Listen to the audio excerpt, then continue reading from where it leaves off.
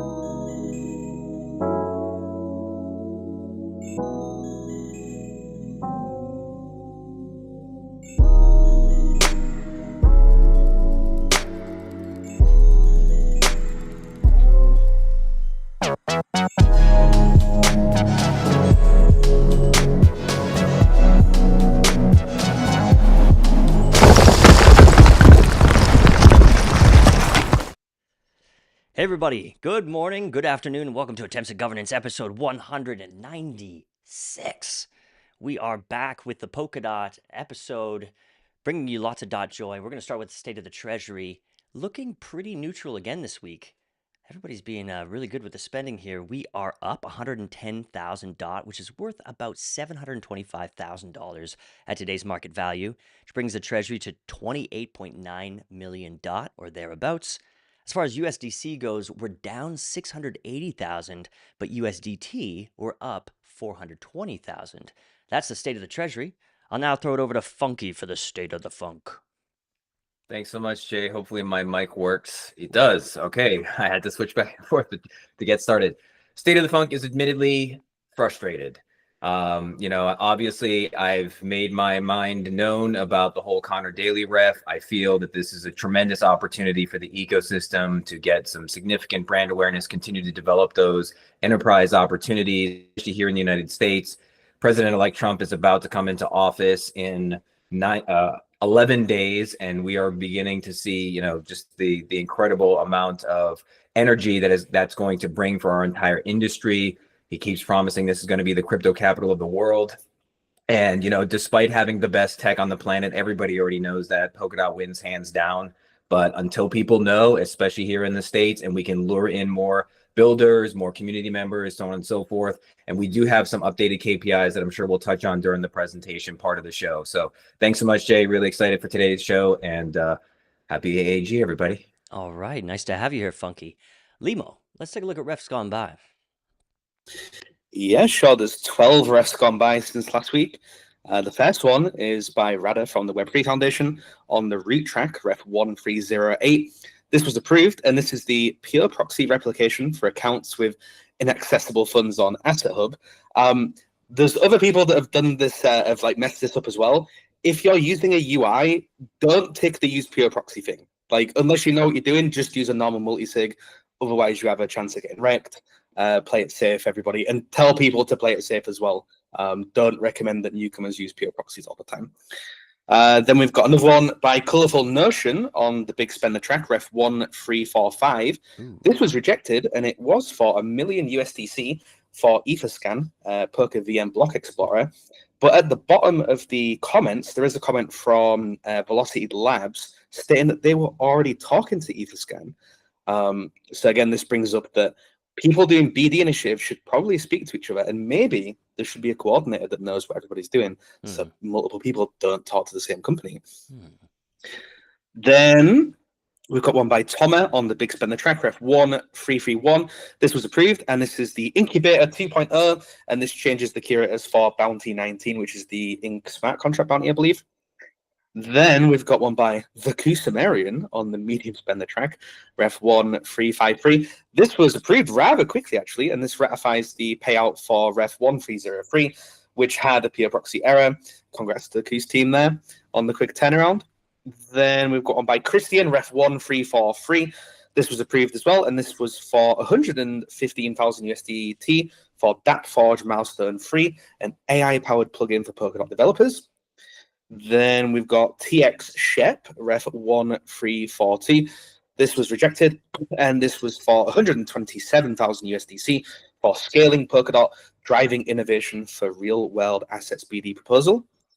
Then we've got another one that was rejected to do with like BD as well. This is IBA Labs, ref 1341. Like I said, rejected, and it was for 29,000 DOT for a continuation of the BD team in Spain and Andorra. Then we've got one by Max from Habit Industrial Capital, ref 1337. This was also rejected, and it was for 185,000 USDC for Prestel and Partners Family Office and Investor Conference Series for Polkadot. We just keep going through rejected ones. This one is Jamton, ref 1319. This was rejected as well, and it was for 79,000 USDT for Jamton Milestone 1. I did enjoy the guy's skits on AAG, so hopefully see them back with some comedic skits once again. Then we've got a few eyes to finish us off. The first one is by Supercomputing Systems, long time OpenGov recipients, these guys, ref 1355. This was approved, and it was for 33,000 USDT for the maintenance of the Substrate API client for the period of January to June 2025. Then we have William, ref 1352. This was approved, and it was for 45,000 USDT for retroactive funding for William's ecosystem activities over the past year, I believe. So congrats to William. And finally, we have Becca, ref 1347. This was approved, and it is for 93,000 USDT for the Polkadot Africa Community Growth Proposal. So congrats to Becca and Chris Theos and everybody involved in that. And that was ref gone by. Thank you very much, Lee. A lot of those that got through there that passed. Very happy to see that. Although a lot of carnage on the charts today. I do want to say this Jamton proposal. You remember those? You're talking about their fun skits. Remember how they were also in a hackathon that was actually being held by Ton? I think it was like a $2 million total prize pool. At the end of the day, they got third place in that hackathon. And I haven't been able to clarify exactly how much they got or whatever it is. But there you go. I mean, it was a deep technical look at the product. They ended up getting third place out of, I don't know, it was dozens and dozens of applicants or projects competing here. And they did end up getting funding through that avenue. So I don't know. Maybe we don't always get it perfectly right in OpenGov. Maybe we miss some opportunities by being overly conservative. Could be. But glad that these guys got funding anyway. And yeah, let's see what we can do in this show. We're going to start with Ref 1371. This is a super interesting one. For me, what really makes this one interesting are the people behind it. We have Brenzy, we have Brian Chen, we have Jonathan Dunn from Talisman. And we also have Elliot here on the show. He came when this was just in discussion phase, and they're looking for 606.38 thousand USDC to build this next-gen smart account product. Right now, 40.8%, but almost no votes coming in. Elliot, welcome to the show. What do you want to tell us? Hey, Jay. Hello. So, yeah, happy again to be here. Like you mentioned, we published it just a couple of days ago. So also it's like not the easiest one regarding the technology behind it to understand. So we really tried our best to make it as simple as possible. And for anyone who didn't look into it yet, I highly recommend to first have a look at the teaser deck. I think this is the most simple way to understand like the high level picture of what we are trying to do. And then for the people which are more interested, want to go into more details, they can go and have a look at the forum post or at the technical links for people which are interested in diving deeper into the subject. But On a high level, what we're proposing is like a common good framework for next generation smart accounts. And I've prepared a little demo, like to make it even more straightforward to understand. Like, let me know if you see the screen. Yes. Perfect. So this is just like an onboarding demo, and since the main thing which we want to develop is an SDK, which can be then picked up by any team and implemented into their own framework. And so here's just a onboarding demonstration of what this framework allows us to do and how we can onboard into Web3 with this specific framework. So here, like you have like a general Polkadot application UX, but this can be personalized. So any team, any wallet, any parachain can use their own UX, their own onboarding logic to be able to utilize this framework. So yeah, let's say you're on your mobile device, downloaded an application, wallet application or whatever. Then you see like a welcome screen and you can click here, get started, and that's it. So basically now you created the wallet. You see you have 0 DOT at the moment, so you will need to transfer DOT from like a centralized exchange or an on-ramp or another wallet to this wallet, and then you can hover over the backup section where you can then choose one of 2 backups. Let's say you choose cloud backup for this one, and it's 1 click, and now your account is secured by a cloud backup, which sits in your Google or Apple cloud, and that's it. Like that's the onboarding, what an onboarding could look like. And another example, which might be interesting, is another scenario where, for example, because this framework allows also to be able to initiate Sybil-resistant airdrop onboardings or distributions. So this means like if a team, wallet, or any project wants to onboard people into their ecosystem, and they want to airdrop a token, for example, to get people started to use their applications. This is what this would look like. So here you have welcome to Polkadot again. And now you have, like, instead of just being able to see what you have 1 DOT to your wallet. So you can claim the airdrop. Now you will see here like 1 DOT to your wallet. You'll have a one-time PIN at the top. So you put in the numbers 256. And that's it. Now you're basically onboarded in like just a couple of seconds in a completely non-custodial, completely decentralized way. So now you can hover over the backup section again. Let's say for this example, now we want to choose the backup item. So this can be any NFC item. So credit, transportation cards, or even wearables, something like this. You click on it, you pair your NFC tag with your smartphone, and that's it. You're now like already completely onboarded. So you have $10 worth of DOT in your wallet. You have set up your backup already without any seed phrase, any password, like any emails, any like centralized passkeys, and it's done in a completely decentralized and non-custodial way. And the good thing about this is that at the same time, your wallet is now as secure because of like the technology we implemented. Your wallet is as secure as if you would have bought a hardware wallet device. And yeah, I wanted to try to leave as much time for questions. So yeah, this was just like a high level overview of what this framework could allow people to do and how like onboarding could look like in Web3 in the future. So just to be clear here, you're showing off kind of a specific use case that this framework could be used for, or is this the main product? So basically what we develop is a framework. So we will ship like an SDK, and this SDK, it's based on mobile, like it's basically like it's a mobile SDK, and this SDK can be implemented by any team. So any wallet in the ecosystem or even any parachain to be able to upgrade their user onboarding experience and security at the same time. without relying on any centralized parties like Google, Apple, or centralized authentication services. And yeah, and this like the demo is like just for showing purposes, like a specific use case.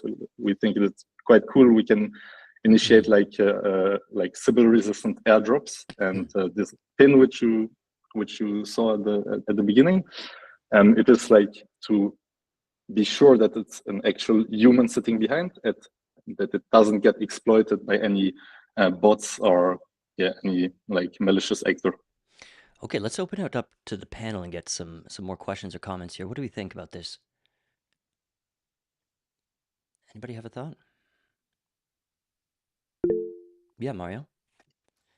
Yeah, I've wrote it also in the chat, but I need some help here from Limo or someone else. You know, in Brussels, we saw, I think Parity was showcasing the product that they had, Polkadot Pay or something. Also the mobile app. And when I see this, what you're building, Elliot, I'm just thinking, can't we collaborate? Or, I mean, that's a little bit the question. Are you talking actually with Birdo? That's the guy that is doing the Polkadot Pay app, because I see so many similarities. But that's me from the non-technical part, non-technical view. So first, are you talking with those guys? Can there be a synergy? Yeah, for sure. Like, yeah, we already talked, and like the feedback we got so far is that they now are heads down, I think, in trying to finalize the version which they have now. But in the future, definitely there could be some really like huge collaboration possibility, especially like in a way that yeah, we could make all of this user experience and security much more resilient for like a Web3 wallet which aims to onboard the masses. Mm-hmm. Anybody else? Yeah, Lorena. Yes, I made a question in the chat. So this is only a framework UX to solve to solve the situation, or to solve the integration for a new WIS in Web3, but should be integrated to each project. So it should be integrated to Nova Wallet, should be integrated with Talisman, should be integrated with each wallet. So it's not possible to use alone. So it's an improvement that the projects or the wallet that are working on Polkadot should integrate, or I am wrong? That is my question, because if no one wants to integrate this, it's a good product, but it's no use for this project, or maybe I'm wrong.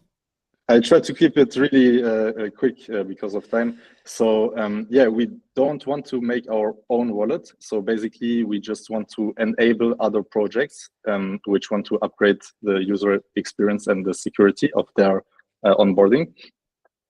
So we can integrate with any project, wallets, parachains, dApps, and so on. But we don't want to make our own wallet. We are basically like a service provider, or we will have like the SDK, which can be utilized by other teams. And this isn't, you showed off a mobile example, but this isn't mobile only. This can also be a desktop situation, right? So right now, we are limited by the fact that this sectional technology is dependent on some mobile capabilities. So this cannot like function right now like on a mobile. But is it you only would have to have your mobile? Is it only mobile apps, or can it be in the mobile browser? This like depends how exactly it is implemented. So far, we tested it with a mobile app. So any mobile app could integrate this into their SDK, basically, or leverage our SDK. Yeah, yeah. It's just we don't see a lot of mobile apps Not yet. Yeah. Right, not yet. Okay, so the idea is that maybe this will unlock mobile apps. There'll be more mobile apps. Exactly. There's relatively few, and they all already have onboarding experiences. But you guys are building a framework that you hope unlocks a wave of new mobile apps. You're going to make new mobile and secure apps possible. Yeah. We think this is like a big trend which is coming into Web3 right now. Like we see this in other ecosystems, but Yeah. don't want to get over time now. Like Sorry. Okay. Well, that's very interesting. Thank you very much, Elliot, for coming on. Sorry, Funky, we went over time. I think we got something there, though. Thank you very much, sir. Let's see what else we have here. Up next, we're back. We're back. EZA's back. Polkadot Fast Grants bounty, everybody. EZA and friends. Who else do we have on here? Otar, Flavio. Hey, guys, welcome. This is the Fast Grants. We had this coming through before, and I think it was combined with an EZA app upgrade as well. And this is just the grants. Am I messing that up? Precisely. This is just the fast grants. So Nice. obviously, Very good. EVA, we're an ecosystem participant, very, very ingrained, and of course, bringing a lot of projects to the ecosystem. This is something that we put together with our other curators. So very honored to be joined by my fellow curators, Flavio and Otar. But yes, you're right, Jay. This is really focused on Polkadot fast grants. This is separate from the other initiatives that we have, with EZA, like the EZAX Polkadot University and the stuff that we're doing with the hackathons. But of course, a ton of synergies. And it was really born out of this need that we saw, which is that essentially Polkadot, as we've just heard earlier, amazing technology, but it's really quite difficult for developers to actually get started. So over the past couple of years, we've had builders come through, they want to get building, they've been inspired by the hackathons, by the EZA app, but then it's very difficult for them to get started very, very quickly and to get that funding. So really what I'm going to do is I'll summarize what this fast grants actually is for everybody on the call. And then I'd love to hand over then to Flavio and then Otar and then Dom, who will share why this is important to them. And again, really, really thrilled with the curator set that we have. I think that both Flavio and Otar, of course, are extremely well ingrained in the ecosystem and bring so much expertise. Our other curator is Sasha Lansky, who is ex-parity, developer relations expert, and brings a lot of their expertise that he's seen on the builder side.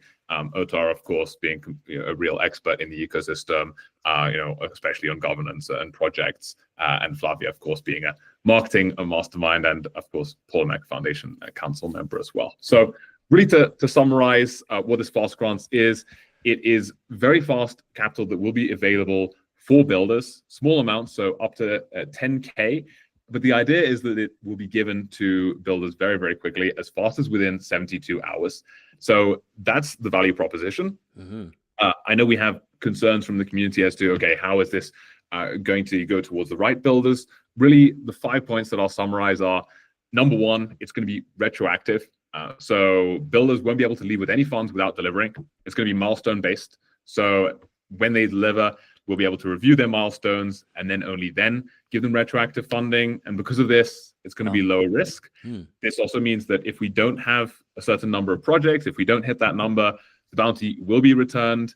And so those are the 3 points that I want to emphasize in summary. And of course, the other two being, it is fast. This is what we need as an ecosystem. We can't expect developers or builders to go to OpenGov. As much as we love it, of course, it is a much more difficult process, especially when we have other chains, for example, like Solana, like Stewie, who's grown super, super fast. We've worked closely with that team since mainnet. And, it's basically you go to the team, they have this fast grants program, you can apply and get funded very, very quickly. So this is what we need as an ecosystem. And crucially, this is also just the first point of contact. So we're working very closely with the other bounties that are available. Of course, OTA is one of the curators on the open source developer grants. So there are going to be a lot of synergies there. Nice. And also with .play and the others as well. But that's my quick summary. And I'll hand over to Flavio and then OTA to share why they're excited about the fast grants and really why we all came together. Yeah, thank you, Phil. First of all, Happy New Year, everyone. Haven't seen you all since a while. To what you mentioned, Jay, it was also not based on any EZA upgrade last time, which is also something people missed. But what we want to do is we want to capture early builders at the first point of entry. So basically in sales, you have an opener and a closer. This will be the opening part. You want to capture them. You want to get them to build on Polkadot, especially if we find them at hackathons, be it an EZA hackathon or any other hackathon, to give them basically a direction. Why should they come to Polkadot, not to others? Now, this is the first part, right? They can get a small grant of like 10K, up to 10K. They can go to other bounties, to accelerators, to ecosystem projects that are supporting them. It's really just to capture the talent, ideas, and worst case, if there's nobody coming, then nothing gets paid. Yeah, those are my 2 cents. Great. Can you hear me well? I'm commuting, so I apologize if there are any connection issues. Welcome. First and foremost, yes, thanks for having me. Let me jump right into why I believe this microgrant bounty is so important. So right now, we are seeing amazing talent coming into the Web3 space, especially through hackathons and other initiatives. But here's the thing. There is often no clear path forward for those builders in Polkadot. They bring a ton of energy and talent. They win the hackathons or get excited about building, but then they hit the wall. So oftentimes there is no easy way to keep the momentum going.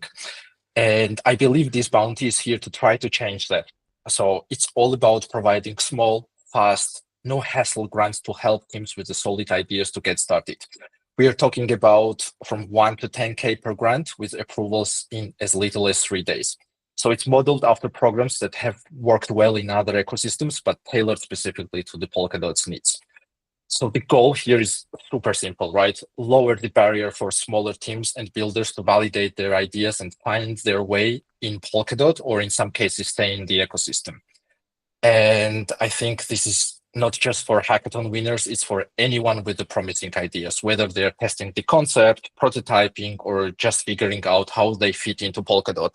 This is one of the entry points, and it's not the last step. It is the first, actually, as Flavio said. And what I mean by that is that this bounty could open up pathways to larger opportunities like .play, open source developers, grants bounty, which, by the way, opens the applicants starting from the next week, treasury funding by itself, or even private investments down in the line.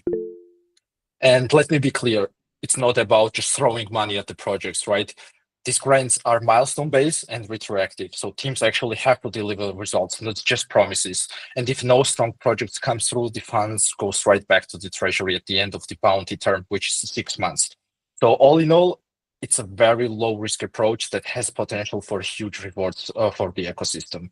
And maybe last thing from me, with so much happening in Polkadot, smart contracts coming to the Polkadot Hub, Jam on the horizon, and more, this is the perfect time to start making it easier for developers to join and grow with us. If we want to stay competitive, continue to attract the top talent, we really need this kind of pipelines in place. Okay. Cool. Thanks, Ota. Thanks, Flavio. Thanks, Phil. So just to reiterate, I guess, what everyone said so far, this is a super successful program that's been rolled out by other amazing blockchain ecosystems like Solana and other super fast growing ones. And like Ota was saying, it's a super low risk approach. The grants are all retroactive and milestone based. So if projects don't deliver or don't build anything, no money will be spent. And so that's a super important thing, which means that, all of these projects that actually get money will be building and will be adding value to the ecosystem. So that's definitely something to emphasize. And yeah, looking forward to hearing everyone's feedback. Okay, we're going to throw it to Mario in a second, but a few quick questions from the chat. One person is wondering if this is going to focus on parachain development, so Polkadot Cloud, or it's going to focus on the Polkadot Hub smart contracts. That's a great question. In point B of our manifesto, we've emphasized that we'll have all types will be accepted. In particular, though, Plaza and Polkadot Hub will be a big focus, given that developers will be able to get started much, much more quickly and with less capital initially. I love it. And they can already play around on the test net. Exactly. Okay. And the other question is Andrea's asking about the piece that EZA gets from projects that go through EZA and end up getting funded. Do you guys get some allocation? So we are abstaining from any curator rewards. What we are excited about is potentially being able to support them further down the line. So being able to later on have an option to actually back them further. And that will be something which will be part of EZA's own treasury in order to align incentives. But no, we will not be taking any stake from the actual bounty itself. Okay, so no allocation from these fast grant funds, but possibly further down the road. Precisely. Yeah. Okay, I think that makes a lot of sense. Mario. Really quick, man, I like the energy, what you guys are doing. And, we need to work together with Polkabiz. Actually, what you're doing, it's to summarize, I think it's quick and easy. You go really quick from concept to prototype. And then all the things that I'm also saying, it's like I was listening to myself. You do it retroactive, so there is indeed no risk. You only reward the ones that really deliver something. It's milestones based. You make a decision, I believe, in 72 hours, which is great. The only thing that I have a little bit that worries me is how does it work with the developer grants bounty? I believe Parity, or I don't know who it is, has something set up like the developer grants bounty. Is that is there a conflict or not? I know Flavio has his hand raised, but that might be for a separate Oh, okay. comment. But yeah, to answer your question, Mario, so there's the open source developer grants bounty, which sits a little bit further downstream. That is going to be for projects which are a little bit further along potentially. This is really geared towards being much faster. It is, to summarize, basically we put that in point C of our full proposal. So it's going to be smaller grants, going to fund a larger number of teams, going to be faster on a rolling basis, and so that's really going to be part of the main difference. There are some programs which are being run by Web3 Foundation, but again, the focus is small amounts very quickly towards builders. Thanks. Flavio, you had a comment. I know we're over time, but we've so few today. I guess we'll stretch. Yeah. Keep it very quick. So the first thing you have is the fast grant bounty. Then you have the open source bounty where you can go as a next step. Then you have the open development bounty, right, where you can go in another step. So we want to show them the value chain of funding they can receive in the ecosystem, not only in the first step, but down the road as well, including funding, in different forms, be it on Polymac, be it by the Treasury, whatever. But in the end, it's a funnel. It's very simple. People want to live here. I mean, That's amazing. Look, I just want to ask everybody, please do not mid-curve this, okay? We really, I mean, I'm sure you can poke holes in literally anything that comes through OpenGov, but the fact of the matter is all of our competition has centralized foundations that have laid out a path of funding just like this. All these sniveling idiots who think they're so smart with PTSD from their grade 9 girlfriend leaving them without telling them why, upset, oh, why is this project expanding to AVAX? Why? It's because they gave them money. We are losing to ecosystems that have easy onboarding funnels for funding. We need to set this up through OpenGov. We're a decentralized organization. It's a little bit harder, but we cannot be nitpicking everything apart and losing to the competition. This curator set is awesome. Some legends who have been part of a lot of previous bounties. It's all retroactive. Let's just move forward and get this done. And let's keep talent in the ecosystem because it's the rarest thing in the industry. Oh, wow.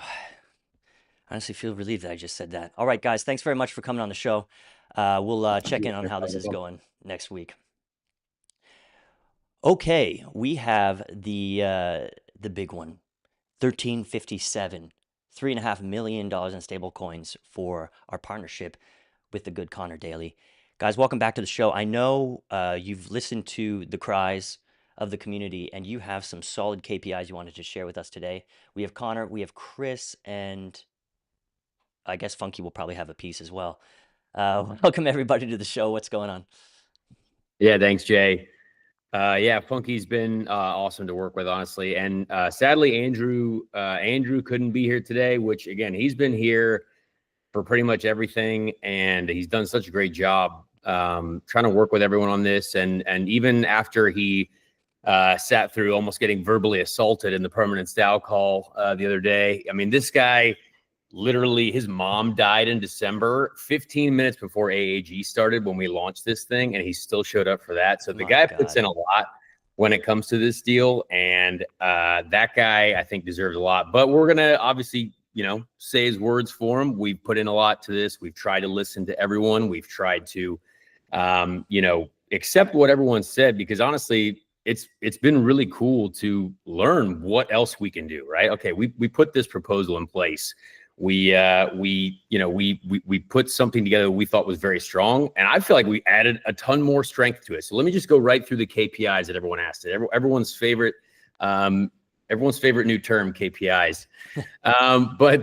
So 5 new venues onboarded, successfully integrate the billfold payment system at 5 new venues in North America, secured through LOIs with minimum guarantees. obviously, you know, I've actually just recently learned about Billfold, which is awesome, and that for me was like almost like a home run. And I feel like that's going to be really, really cool to be able to. I mean, instantly have already been on the phone with 3 different North American venues here who are like, "Oh yeah, we'd love to try to support, you know, a company that supports a group of people that supports a racing team." So again, that's part of what we're trying. Aramark does a lot of the stuff at the Indianapolis Motor Speedway. Aramark is a $19 billion company. So that's a group that we would love to onboard all the Billfold systems into. That would be, I feel like that would be somewhat large. 150,000 Polkadot app downloads in collaboration with Parity achieve 150K downloads of the Polkadot app during the campaign through elevated activation efforts. Merch store sweepstakes initiative, launching a season-long merch store initiative tied to a sweepstakes featuring a grand prize drawing at the end of the season. I've actually offered up some of my stuff now too. So I'll give away whatever, you know, a Polkadot fire suit that I'm wearing, you know, the race suit straight from the race, sign it. Cool. If you're signing up through the app, through our landing page, well, you know, we're going to give that away, and maybe some other stuff too. So NFT activation with Unique Network, partner with Unique Network to mint for weekly and event-based activations. Participants earn rewards, additional entries into year-long sweepstakes. You know, this one is kind of obviously, you know, this is what we've already delivered, but, you know, 1 billion plus media impressions, which again is earned media value, which is what a lot of companies use. We generated last year over 1 billion global media impressions throughout the campaign. So obviously more of that. Website traffic growth increased the traffic to the Polkadot.com website by approximately 20% in May. We're going to focus on that. And then obviously VIP hospitality events we're going to host 8 custom VIP hospitality weekends for VCs, investors, and B2B enterprise executives. So, you know, those are the KPIs that we decided that everyone wanted. Honestly, sounds very achievable. You know, we plan on achieving that. It's an incredible thing. And there was also some talk about kind of separating things, right? Like separate the BD stuff with the sponsorship. But that's kind of not how it really works. So that would be like asking, like Inter Miami, for example, let's not, you know, just leave your feelings at the front door on however you feel about that deal. But that would be like, we're going to sponsor the jerseys, but then you're going to have to pay each player separately and do a separate deal with them to wear them actually out there. So that's kind of not really how you know, it works in the sporting industry. There's there's an entity value, and there's all of that stuff is wrapped together because that's how, you know, we do business in sport. And then there was also, you know, a couple real quick things before I hand it over to Chris. Some things that I've seen, which they're like, oh, well, race fans might be the people that we're not, you know, we don't know about race fans. It's like, well, I was called out recently to give a tour of the Indianapolis Motor Speedway in my hometown here in Indianapolis to a fan who has been low key about going to the Indy 500 every single year with his family. And that was Andy Jassy, the CEO of Amazon. So you never know who might be a race fan. He goes to the race almost every year. Someone that I had a great interaction with at the racetrack because he loves the Indianapolis Motor Speedway and racing. So maybe not wrap all race fans into one category, because I think you'd be impressed who is actually interested in what we're doing out here. And so, you know, I'll leave it to Chris on kind of who, you know, obviously we've talked about VBrick a lot. Not many people have kind of asked a ton of questions about that one, but spent an hour on the phone with the CEO yesterday, which I think again is that deal in itself. I still believe, after hearing more about it, I think that deal makes this and last year worth it, and then could pay for another several years into the future. But maybe you know, that's tougher to grasp. So I'm going to leave it to Chris now to kind of go through some more of the details on kind of what we listed here. Yeah, one thing I wanted to point out to follow up on our last guest that just went, Phil and Dom and Easy A, is one of the assets that I'm kind of excited about that comes along with this is we would have a huge asset to be able to put on like a massive blowout hackathon at the 500 during the month of May. And I think the brothers are willing to do so. And we've just heard from them of all the benefits and all the other ecosystems and what they're doing. And we wonder why we sometimes, you know, other ecosystems are doing this and this and this. It's their investing money. I mean, at the end of the day, to Connor's point on the BD stuff, there's not any money in here that's going to BD efforts. That organically comes, like he said, with this sponsorship and partnership. So It's whittled down as far as can go as far as money rise for the races that the race team's offering us. I do want to give a shout out to Mario and Jose, and especially Spence. We've spent the past month just meeting with people. I'll echo Andrew. There should have been KPIs and stuff in here as we put this up, but things are very fluid, such as the Polkadot app. So out of the Permanence DAO call, Spence just went all in with opening up his time and effort to meet with Connor, and Connor's got relationships with multiple different venues, not just racing tracks, to look at implementing the Billfold technology. And Parity, I'll give a shout out to Alberto and Remy and Berto, like freaking amazing. They split the past couple days. They want to collaborate with us and help roll out the Polkadot app. But all those things kind of come along with this sponsorship. So yeah, I would like to take questions and feedback. Give a little bit of time for people to hop in. We'll let Funky go first, and then we'll get to questions. But yeah, before we get to questions, I just want to say one thing real quick. So I mean, who needs BD when you have PD? And your bare minimum, I will be at St. Pete, and I'll be doing my work there. But more importantly, I really despair to kind of capture exactly what Shorty said yesterday. So those of you who don't know, have never met Shorty, he is one of the co-founders of Lucky Friday. Rich knows Shorty, and he was there at Indy 500 last year, and what he basically just said was that Connor is the personification of Polkadot. When Inter Miami is a very different thing. When it's a whole team, it's an organization. It's very different. It's a very passive thing. Connor has been incredibly active the entire time, talking about how important this is, and just Polkadot, trying to teach people about the tech and everything else. So he is a very different kind of ambassador, and he is all in. And I wish Lucky Friday could vote. I mean, again, Lucky Friday gets nothing material out of it, but people have issues with me being on a multi-sig. So. Okay. Yeah. All right. Very good. We're going to open it up to questions. I just wanted to say real quick on the one point you had, Connor, there about, it's that perfect mid-curve argument. Oh, race fans have nothing to do with crypto. Well, first of all, this is Polkadot. Okay. We're trying to serve the entire planet. Okay. So just back off. Okay. Get lost. Stop weighing down my bags, you dumbasses. Okay. Sorry. It's a rough day. Second of all, I was watching a sailboat race popped up at a pub recently. You know who's advertising at that sailboat race? Oracle. Oracle. Guys, we are like Oracle. We are infrastructure. We are looking to be seen at these high value events by the high value people who go and watch them for entertainment. Wake up. You dumbasses. Okay, anyway, we still have amazing KPIs anyway for the onboarding of people, and I think it's very achievable. Look, guys, I have so much dot. I need you to back off, okay? And let's get some stuff done. Any other questions or comments? Thomas in the chat suggests making a new proposal.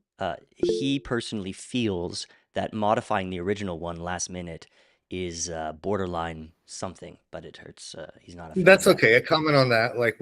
There's a lot of it's hard to put all these KPIs together on, especially the Polkadot app in specific, right? Because is it out yet? No. It kind of depends on when it's going to roll out as far as timing goes with the race. So, I respect that. Yes, there should have been KPIs up front and everything else. I think Andrew's wholeheartedly admitted that. But, if we need to put another ref up, I think Andrew's already got that mindset. But we got 6 days left. We thought we would put out there what we feel comfortable with right now and let people react to it.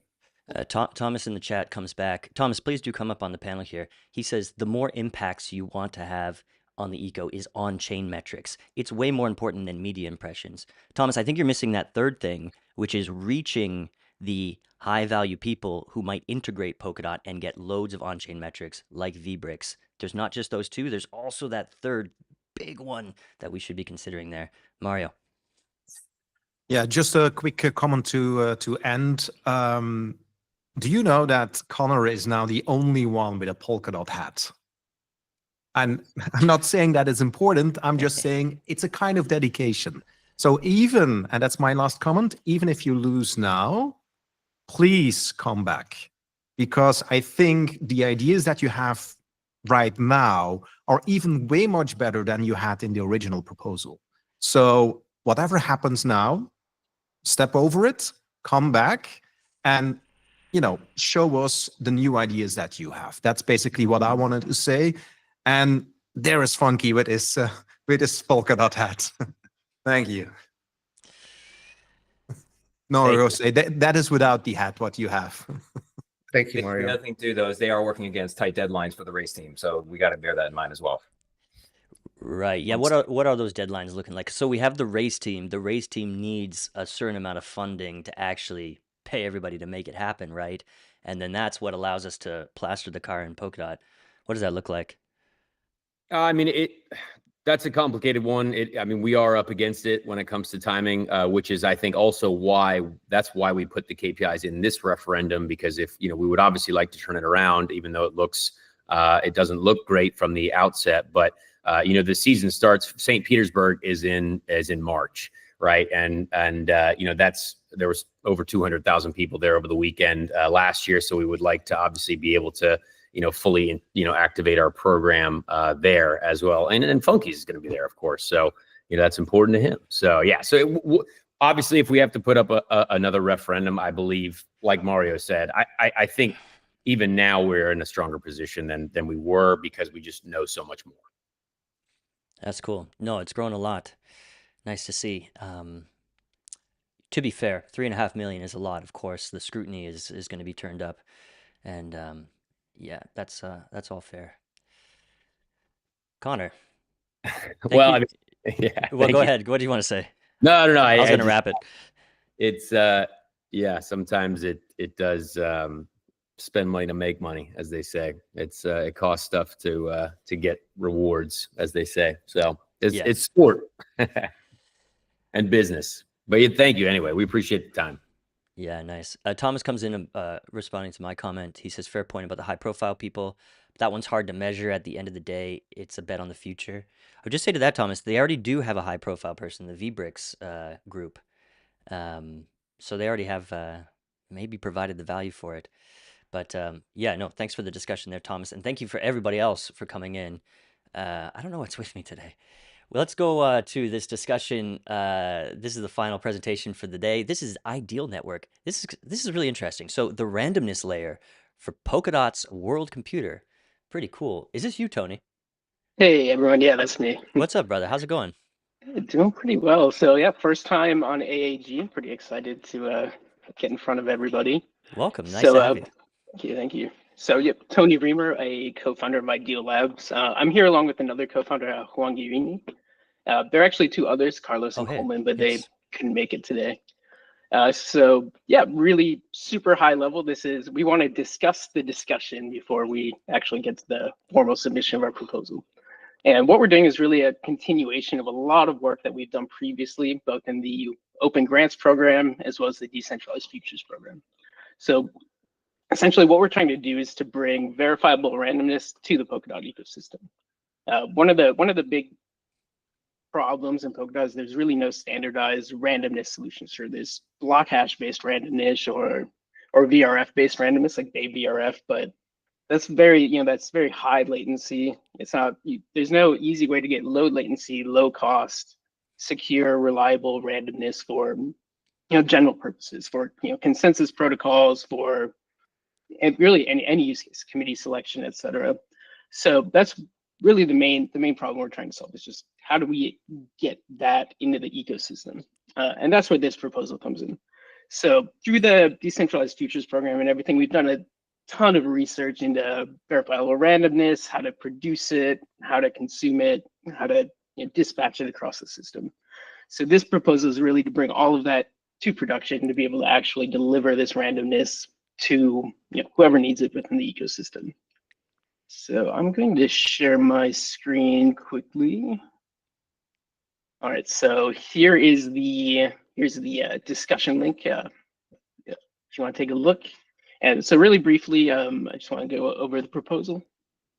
So we are a team of 4 engineers, and we do have some early traction, but we'll get into that in a little bit. I just briefly want to present the kind of solution architecture and how this is all going to work. Hey, would you mind zooming in on your screen a little bit there? Oh, absolutely. Yeah, nice. Thanks. Is that okay? Yeah. Perfect. So the previous research we did is like how to produce randomness. How do we produce verifiable randomness? But now in this stage, we're actually going to focus not on the production, but on the distribution of it. So instead of producing our own randomness in this case, we're actually going to rely on DRAND, which is a very well-known distributed randomness beacon. It's used in file acquaintance consensus system. And actually, currently, with our help, BitTensor has integrated it into their consensus system as well. So that's the basis for this. We're going to be ingesting from DRAND and essentially building a bridge to Polkadot, making those pulses available to parachains as needed. Along with this, we're also enabling not only randomness, but time lock encryption. So time lock encryption, you can take a message and encrypt it for the future. So when that pulse of randomness is released, say tomorrow or next year or in 10 years, then you can decrypt your message. And that really unlocks some really interesting use cases that really are just impossible to do without it. Mm-hmm. Juan, did you want to add any remarks? Yeah, I think it would be good to mention some examples of use cases. Yeah, time lock encryption. I think that's something very cool. It allows to do things like, for instance, rock paper scissors, right? These kind of games. That's a very simple example. We actually created that game on top of a testnet. You can do seal-based auctions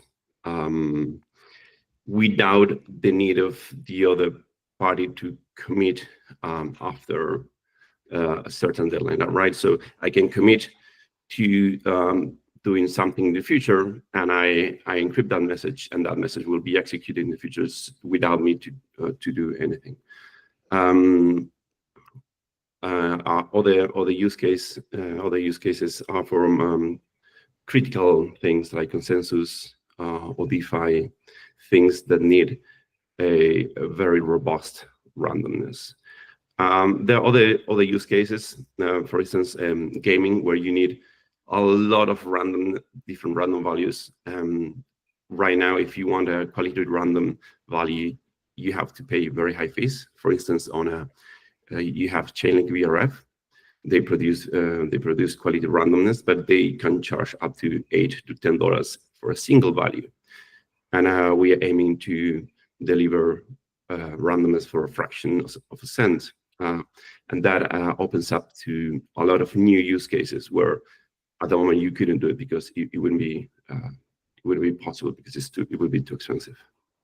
So just to piggyback on that really quickly, yeah, some really interesting use cases could be things like MEV elimination or front-running elimination, where you essentially have a randomly ordered transaction pool that has to be verifiably randomly ordered. And then there are other really interesting consensus critical use cases. So we've been discussing with like the Polka storage team and the storage hub teams building the new storage layers, and they need secure randomness to challenge the workers in their systems to verify, like, does this storage exist? And really, block hash-based randomness isn't secure. VRF-based randomness doesn't happen often enough. So they don't have a really decentralized, super secure solution to handle that kind of thing. But with the work we've done with BitTensor, we've actually been able to show that it does work in their consensus. They're using it currently in production as part of their Yuma consensus system. So it's a really interesting to see that there's real practical utility to this. No, the BitTensor guys are actually thrilled with it, and it was just the solution they needed. Okay, I've been ragging on mid curves a lot in this show, but I want to mid curve this myself. What I understand here is like randomness is a part of our life, our physical world off chain, and a lot of our processes and interactions rely on randomness. Actually having it on chain is difficult. And what you guys want to bring randomness at a very low level in the stack to basically anything that's building on Polkadot. Is that right? Exactly. Nice. Yeah, that's it. Okay, do we have any questions or comments for these guys? Pretty good. Okay. All right, great. And we're actually on Paseo currently, if anyone wants to check it out. Okay. Ideal network. I feel like it unlocks so many possibilities. Once you have randomness there, people have just a lot more room to build interesting ideas. Definitely. Last night when I was cruising, I should have went to bed. I was just cruising Twitter and I found this whole really intense, basically a casino project. It was like an L2, and it's all casino games. And there was a lot of activity on the Twitter. Like people were stoked about just giving away money and gambling. But I mean, this is like, for example, like such a cool use case that could just be boom enabled and verifiable if it was at a low level on Polkadot. Definitely. Yeah, there are a lot of like unexpected consequences or applications of it that you would never think. So was this last September, October? We were in the one block hackathon, and on top of our tech stack, we built this solution called Murmur. So it's a keyless crypto wallet using time lock encryption and OTP code generation. So instead of using an entire mnemonic for your seed, you can actually use simple seeds, and then using the OTP generator and everything, you time lock encrypt them for future slots, and you can actually achieve like a truly keyless wallet experience for users. We won in the hackathon, so thumbs up on that one. But so a really interesting use case. Hours of Horus is the paper that we were inspired from. Anyone wants to check it out? Congrats. Thank you. Hey, it's because this is in discussion. I'm gonna offer just a couple comments. I guess these are more my preferences here. But one I would say is the proposal itself is pretty bloated. There's a lot of there's a lot of yap in it, a lot of detail.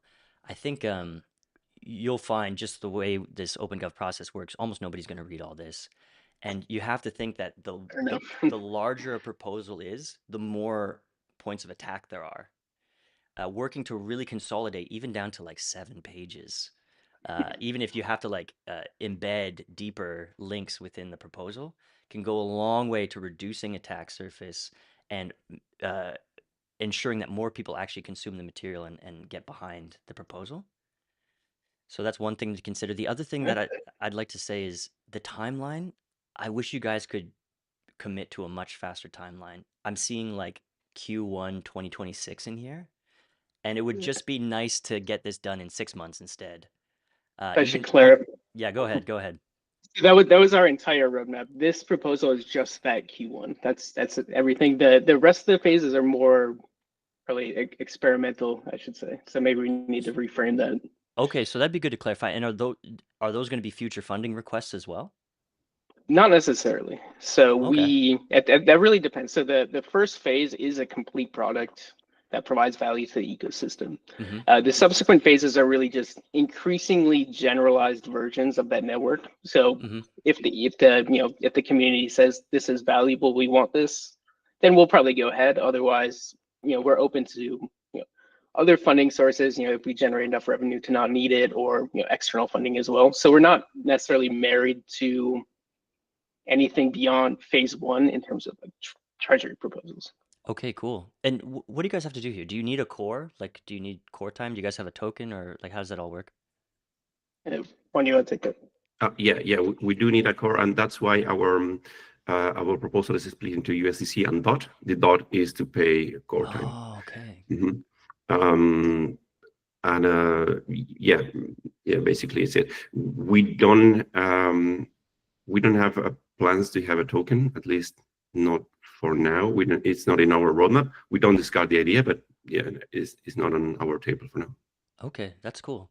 Yeah, for such a fundamental piece of the ecosystem, it'd be cool to keep it in DOT, but obviously it's up to you guys. Yeah. And the second phase of the project is to open this to bridge this solution to other chains, and I think that will be very beneficial to the ecosystem, because we would like to open these to other chains to bring transactions to Polkadot, and to be able to pay in DOT would be great. Nice. Hey, Jose.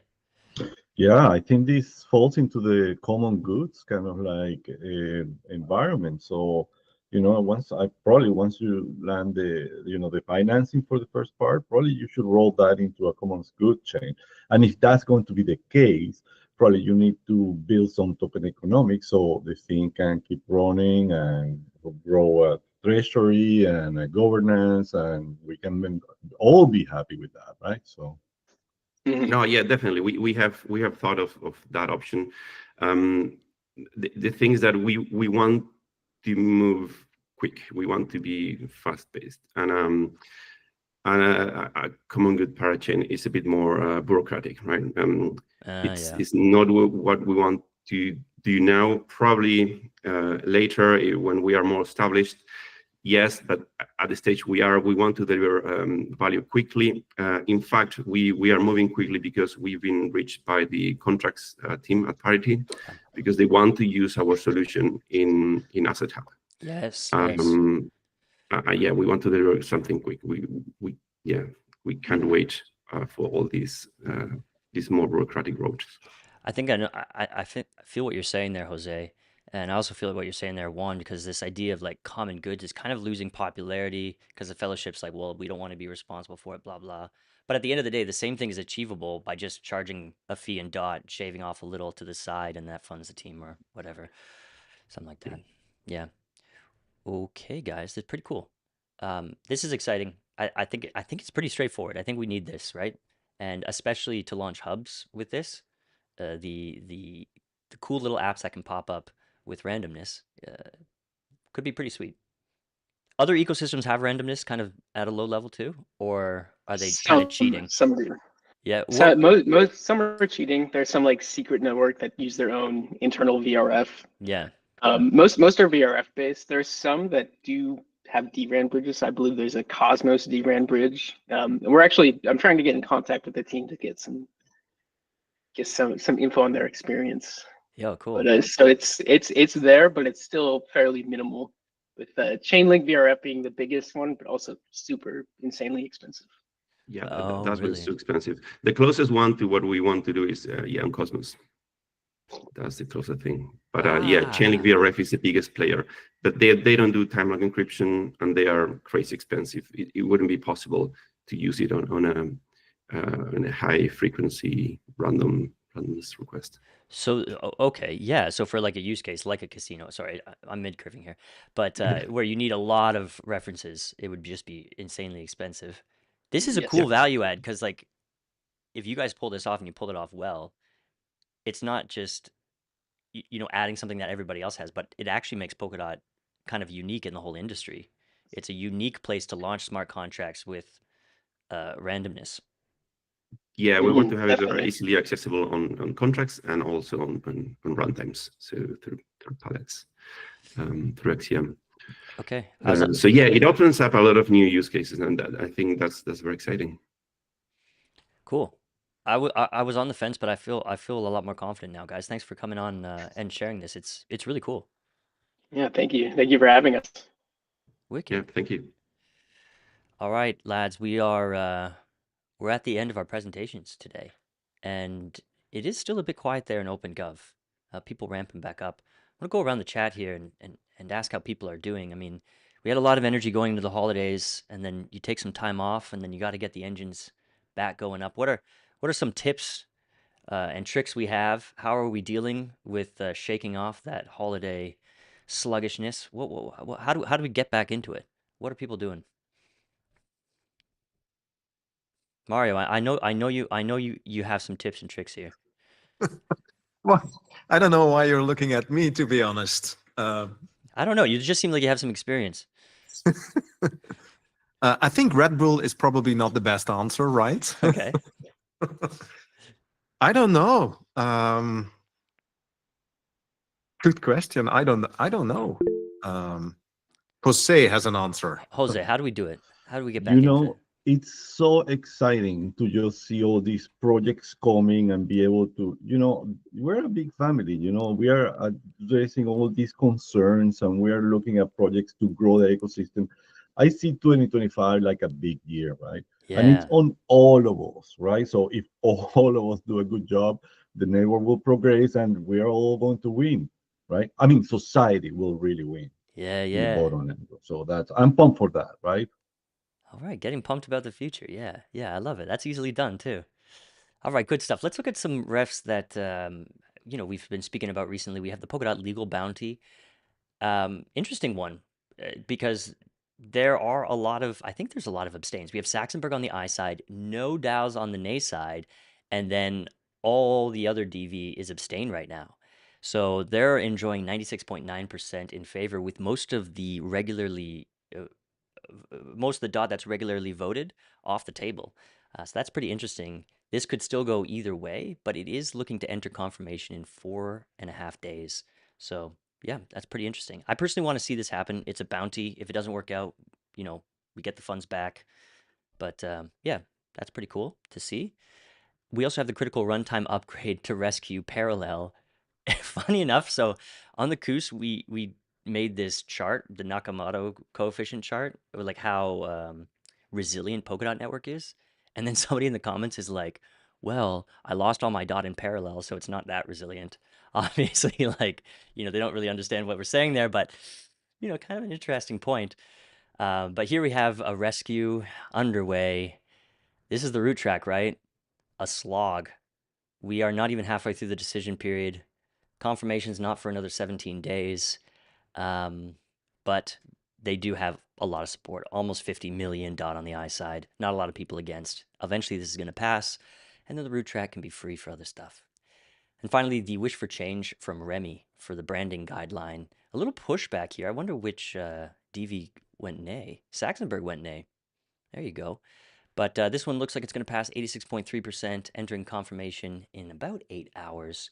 Those are some refs that we've spoken to on this show, but I want to open it up to the floor in case there's any other refs that people are interested in right now.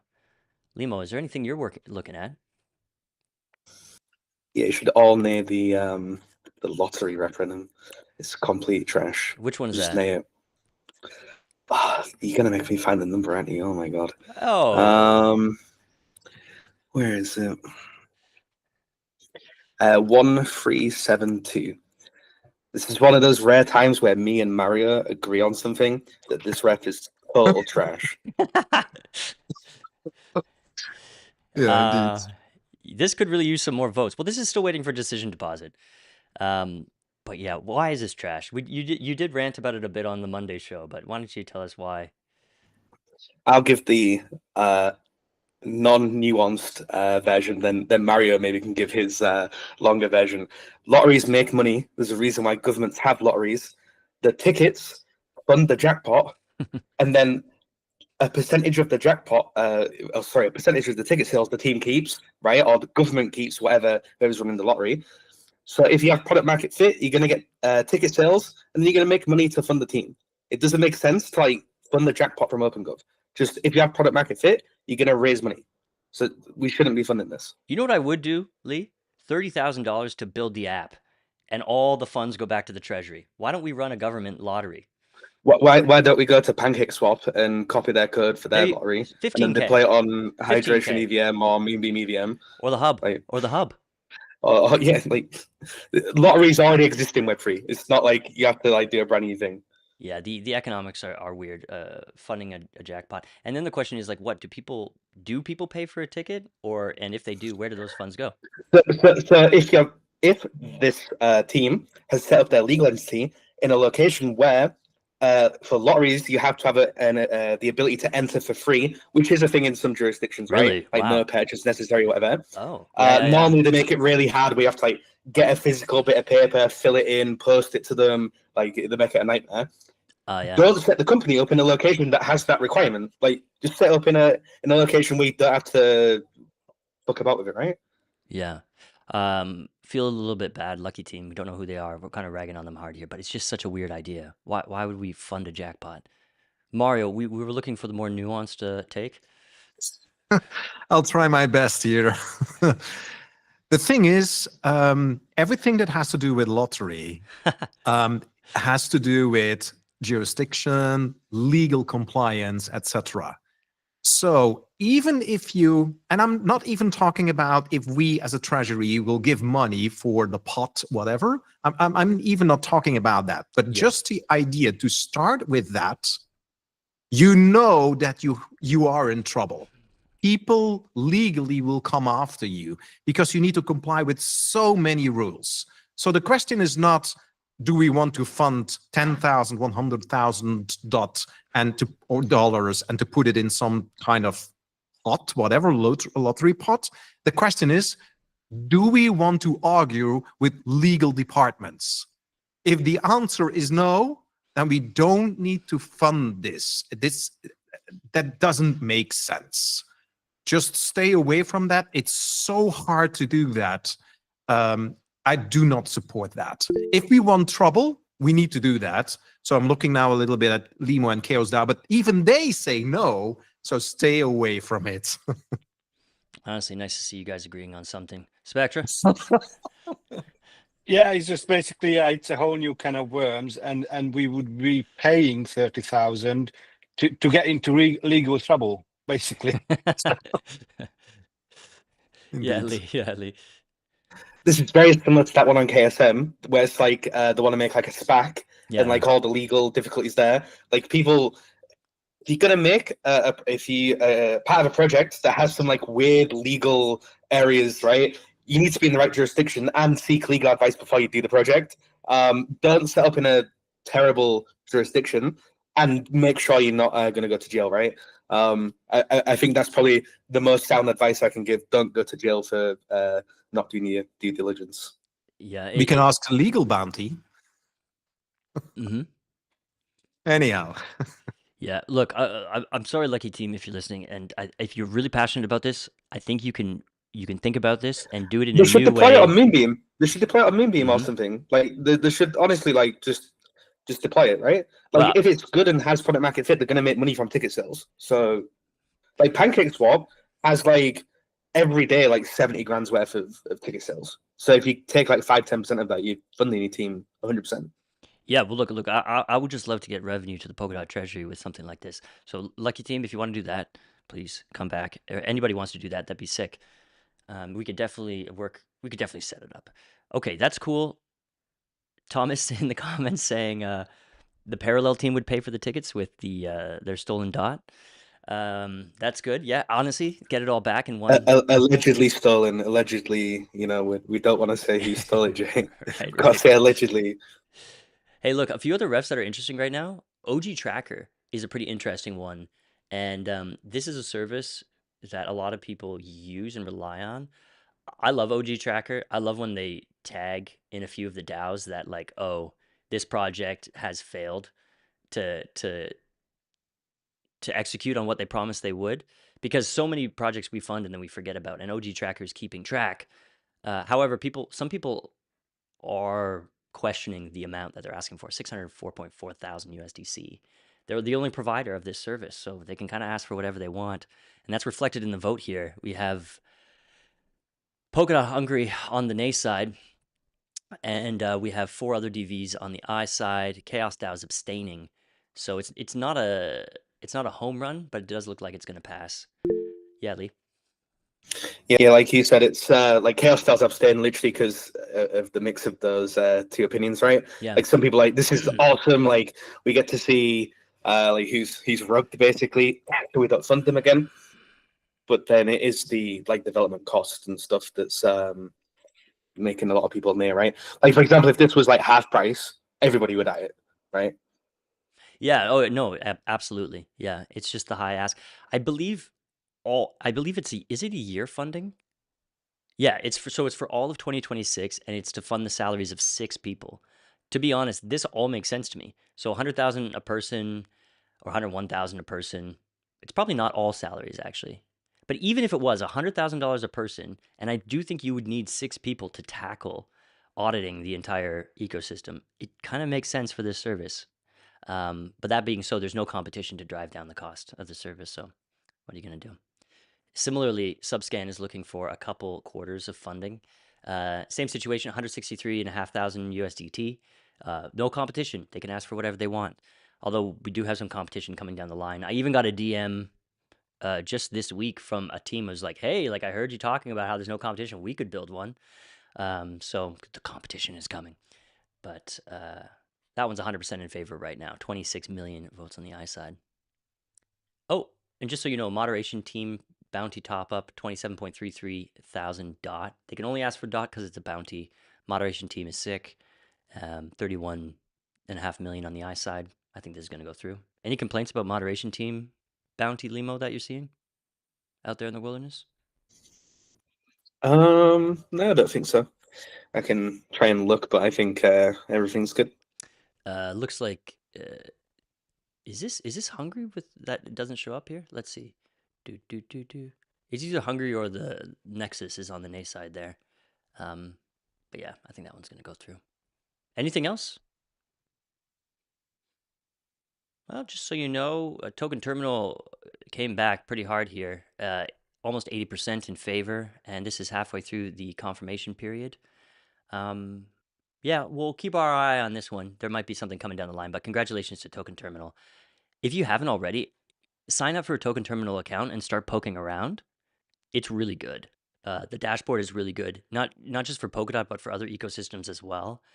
And particularly what they're doing here, standardizing Polkadot data to kind of align with the rest of the industry. Once you start poking around, it's going to make a lot of sense. And it is well done and it is fun. So, yeah, that's the show. Pretty good one. Got a bit heated in the middle, but I think we're going to make it through. It's probably You this just need to calm down a bit, Jay, you know? Isn't Yeah. like certain things legal in Canada now to like calm you down? Yeah. Well, no, that just stresses me out, actually. Now I'm just anxious about my bags. Bit you like know? anxiety. Yeah, it's just the anxiety. I can't. But yeah, we'll see you all on Monday. We played the trailer at the beginning of the show. We have a Space Monkeys with Prabal Banerjee from the Avail project that we recorded at Sub-Zero. And you got to listen to this. It's a short interview, but Prabal has a super clear mind. And the way he talks about not only the Avail project, but the rest of the industry, general ideas about building products in general, some wisdom that honestly Polkadot could have benefited from. He's a young man with a clear mind, and I highly recommend you listen to it. We also talk about Jam, and we talk about interactions between Avail and Polkadot as well. So do check that out. That's going to be out on Sunday. Tomorrow, if you haven't seen the trailer for the blockchain gaming documentary, that is great. Check it out it's pinned to the top of the Kusamarian Twitter right now. And that documentary is awesome. It's all about indie games on chain and how the blockchain basically opens the doors to indie games who are struggling. The cost of producing an indie game, I learned in this documentary, in this process, is exorbitant. And blockchain's actually opened the floor to indie game deployment. It's a really cool documentary. We were mandated by an OpenGov ref a few months ago to broadcast it.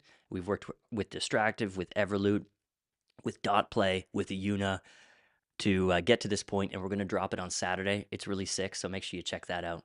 Otherwise, I wish you all the best. Thanks very much for joining the show. Thank you to our panel. We'll see you all guys. We'll see you guys all on Monday.